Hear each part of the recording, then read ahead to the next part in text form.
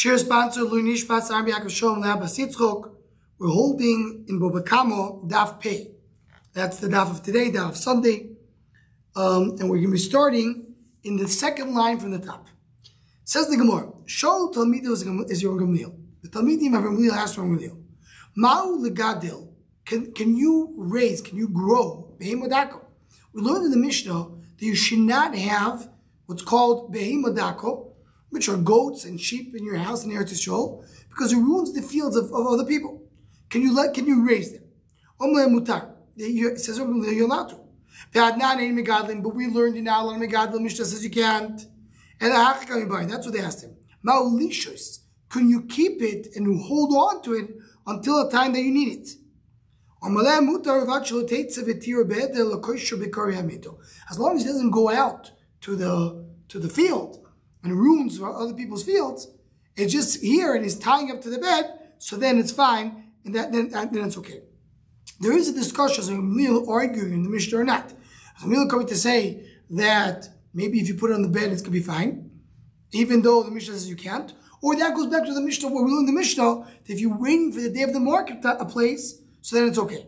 Discussion on the Rishon.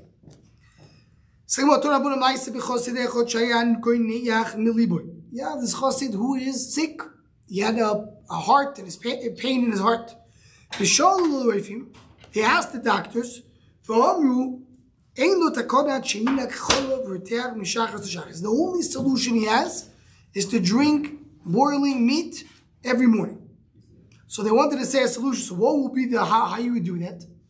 They bought a goat. They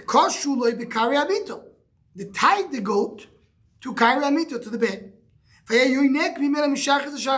And it was nursing from the goat every morning. One day, his friends come to visit him. They see the goat tied up into the bed, and they run away. There's a thief in this house. He's raising a goat. We're not going to go into this house. The only Avera they found was the Avera of that goat. I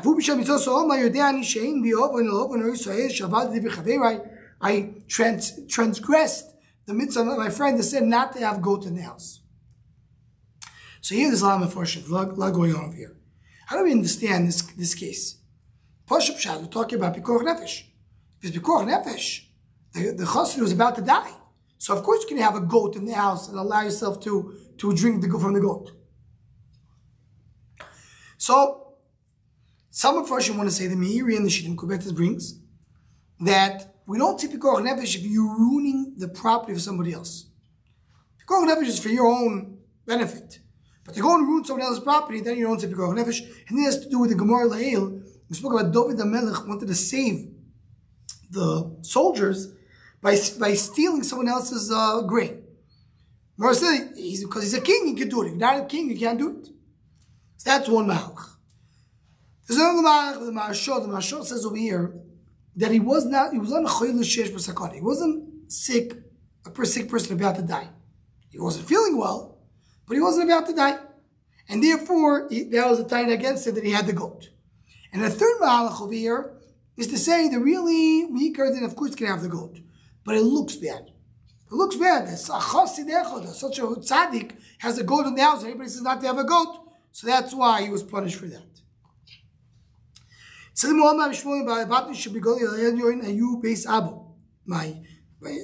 house of my fathers was Choshev Balabatim in Goli. Why did it got destroyed? They were allowing the animals to graze in the forest. They did dini moments with one person, now with a base.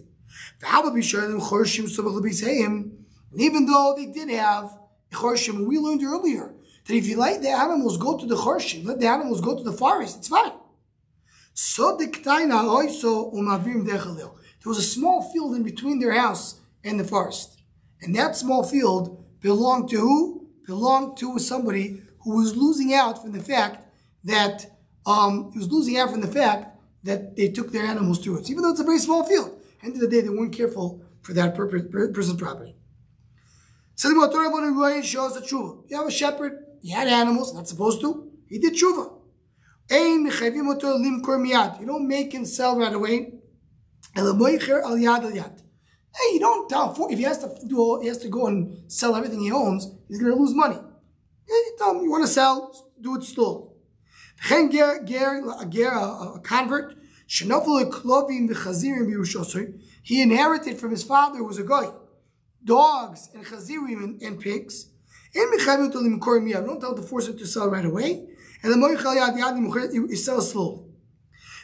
Now the Gemara brings other cases. These are the first two cases that were the Mishnah we learned. Now the Gemara is going to speak about other cases. Person does the neder, he says, oh, I'm going to marry a woman in Eretz Yisrael. I'm going to buy a house in Eretz Yisrael. You don't tell him right away. Fine, take your time. There was this, her son was upset, was saying, I want to marry, I want to get married. Can you find me a kalo? So anybody who comes, I'll let him marry my son. Not the son, I said it wrong. Marry her. The son was telling you, you have to get married. So she said, no, anybody who comes will marry me. Get people that are muganim. She didn't mean to marry anybody. Anybody who's appropriate for her to marry. So meaning, what we're saying over here is a list of things. That yes, you have to get rid of it. You have to move on. There's a net there. There's a reason. But it doesn't mean you should be hasty about it. It doesn't mean you should do something without doing it in shikol hadas. Says the Gemara, same way now that I have the small animals that eat on the other fields, also what's called a chayadako, which is a small animal. And the Gemara is going to bring us to an example. Says the Gemara, Rashi brings right away, before we get to the example of the Gemara, that a chayadako is deer and fox. So you should not raise them as well. You can have dogs which are hunting dogs, and cats, monkeys, snoim. We'll see in a moment what that is. How did they translate it? Bush weasels. Bush weasels. They clean up the house. They take away all the mice. They clean up the house. What is chulus? Says the Gemara. Right? There is it's like a weasel that has a small legs. They call it a different name. Has small legs. It goes. What does it graze along the tree called the snake? Where Moshe Rabbeinu went to. That's what it is. My sharzo, why it's called sharzo? Because it has small legs. So Toys explains, because there's another one which has big legs. So I want to tell you, this is the small leg one. That's the one we're referring to over here. In Bava, we do the same thing in Eretz Yisrael. The same in Eretz Yisrael, now we have Bei Modako. Also in Bava, the same thing. Because Bava is where many Jews live. What about your animals? Didon, my wife, her name is Chayva. She's guarding them. Meaning, he didn't really care so much about this takana. He said, the fact that they're going to eat other people's fields, I have my wife taking care of it. Your wife Chayva is doing something wrong. She'll bury her children. Klala. All the years of Adam, when he was still alive, he couldn't have children from her because that's what he gave her like a curse. They should not have children. When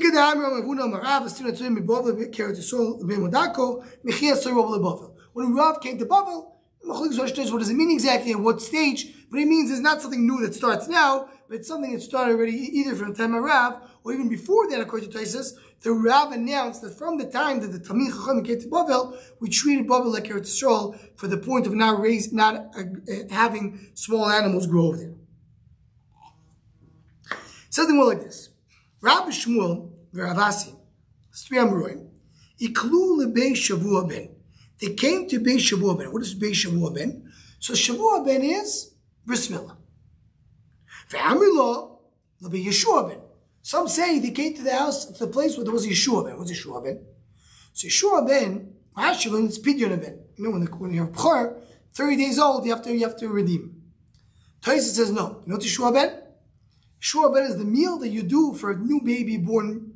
When you have a baby boy who was born, make a special meal for him. How do we know this today?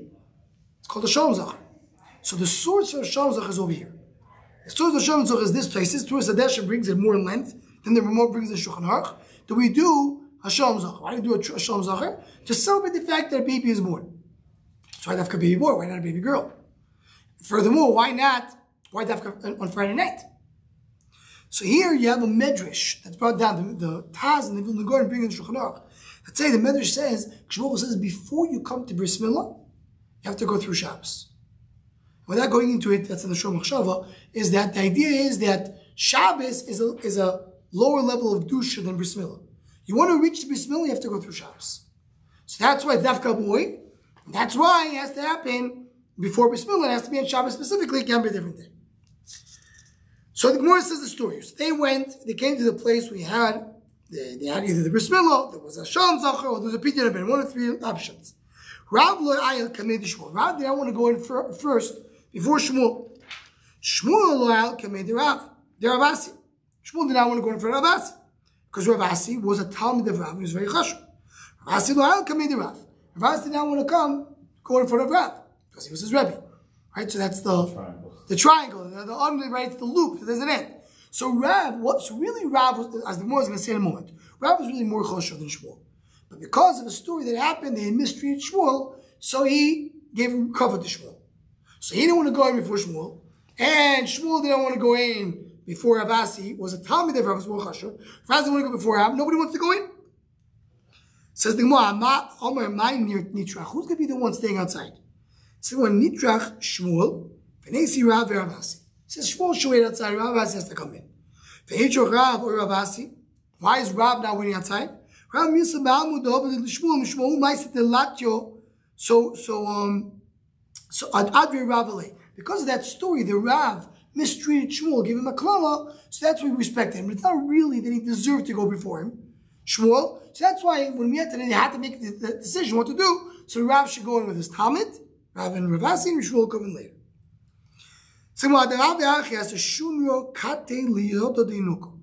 As they talk coming, comes a cat and bites the hand of a baby, a child. Rav goes on dash. A cat who is dangerous, like this cat, you're allowed to kill him. You can't keep it. And there's no gezel if someone steals him. You don't have to return it back to the owner. You're allowed to kill him. Somebody else can kill him. So of course you can't keep it. You're allowed to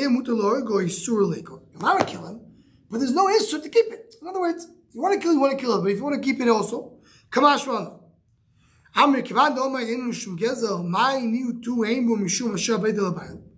said there's no gezel, of course there's no shos aveda. There's no problem to steal it from the owner. So of course you don't have to return it to the owner. Says the Gemara, talk about it once you killed it. Maybe you have to give back the hide, the skin, to the owner. Says the Gemara, no, that you don't have to do.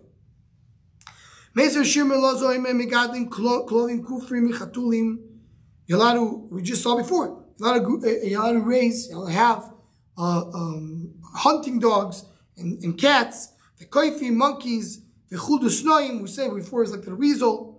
So he said he could have a cat, and now he said he can't have a cat. Depends if it's a black cat or a white cat. Says, meaning a white cat is worse. Says the Gemara, what are you talking about? Hamaisa, the Rav Uchmeav. The case of Rav, that he had the cat that bit the child, he was black. Hasam Uchmo Barchir Rav. He was black, the son of a white. Ravina wasn't sure. He wasn't sure if black, the son of a white, is a problem or not. Talk about a black, son of a white, son of a black. The grandfather was white, the father was a white, and the son, the cat was dark. Does he need more to understand what's going on over here? What's the black cat that we're speaking about? The white cat need to be more of a one. Okay. And a whole list of the children of Papa. Different list. Different sequence. Chanina is involved over here. Matrim ala chikuch b'Shabbos. If you have chikuch is shchin. Shchin is similar to what was in Mitzrayim, when you have these boils on the body. You're allowed to go and do a straw on Shabbos, to do tefillahs on Shabbos, davening on Shabbos. Even though on Shabbos you usually are b'simcha, you're allowed to do it for that because that's something that spreads around. When a person doesn't have success, it won't be so easy for him to have success. Someone who buys a bicycle in Israel, you can write the deed even on Shabbos. When you have bad things that happen to the tzibur, which is the boil, chagov, which is a type of grasshopper, zvuv, fitzira, v'yatush, different types of worms that come in and cause insects that come in, cause damage. We have snakes or scorpions. Now I'll do a straw, you could do only tzeoko. It's a different type of thing. Here's discussed it. The question is are we talking about with a shofar, and now with a shofar, maybe a straw is with a shofar or not? Or a straw means to say a neinu. To say the davening of a neinu, that's a very big thing to do it on Shabbos. But tzeakim, you could do tehillim, you could have it. So you see me clearly that chikuch, that these boils is not good, is not enough to do a masrim. Similar to kasha, kan belach, kan biyovish. Depends if it's dry or it's moist. Dry is very bad. That shchin, we had in the previous parsha, they have it in Mitzrayim, lach mi b'chutz yoshim yovish b'vim. It was outside was moist, but inside was dry. I saw one of them before bring. Why is inside dry? Was makkah, it's connected to Mitzrayim. Because what did Mitzrayim do? They pretended to like the Jews. They'll come to work with us, you work with Paroi, and they really intend to do something bad. So the shchin looked outside not so bad, but the inside was very bad. It was the dry one. So you learn from here, they talk about that Pireach, and outside was mababeh. Mababeh means that it's moist. That, right? But in the inside it wasn't. If a door closed, it doesn't open right away. If someone lost the opportunity to become a Rav, he loses out. Rav Ashi Omar, someone they give him bad, not so fast they'll give him good. So what does it mean? Someone is getting bad, he's not getting good. We know a person doesn't deserve to get bad, he's going to get good. What does it mean? So the Shalom Meshiv has a sefer on Agat of Shas. It's called Divrei Shol. And he explains over there, the idea is that when everything in the world is not pure bad, not pure good. It's always something that has good and bad within it. The worst thing, there's some miracle, something good happening there. And the best thing is something bad into it. Because the world is not a perfect world. But as someone who's looking at the world and he sees everything is in dark lenses, everything is bad, so by him it will be very hard to see the good. Because nothing is perfect good. So for him, everything is so bad. So all he's focused on is on the half cup which is empty. He will not see the good. It's on the person, not in the Metzias in the world. Says the more, they never can do good for him. That's not true. Not the never. It'll just take some time. I happened a story to Rav Medifti himself that he had a bad experience and he lost out. He wanted to be the Rosh Yeshiva and he lost out. He never became. So on his own, he said the sentence, but really that doesn't what I mean over here. Says the Gemara about Lokeach buys Beret Yisrael. Someone takes a house in Yisrael. Kosim alav uner if you you write the deed even in Shabbos. But Shabbos like you can write in Shabbos. Ela kadol merov also on Rov Asim Sechas Gittin oimer lenochri v'oise. He tells a goy, he tells a goy to write it. So you get the goy to write for you a deed. Even though you're not tell a goy to do something for you, he mishum Yisrael no goes rabbanon. Because if Yeshiva Eretz Yisrael, to make sure that Yeshiva Eretz Yisrael, look how careful we have to be, not to give parts of Eretz Yisrael to the Goyim. We're willing to even do a little bit of a Chilul Shabbos to get back the parts of Eretz Yisrael.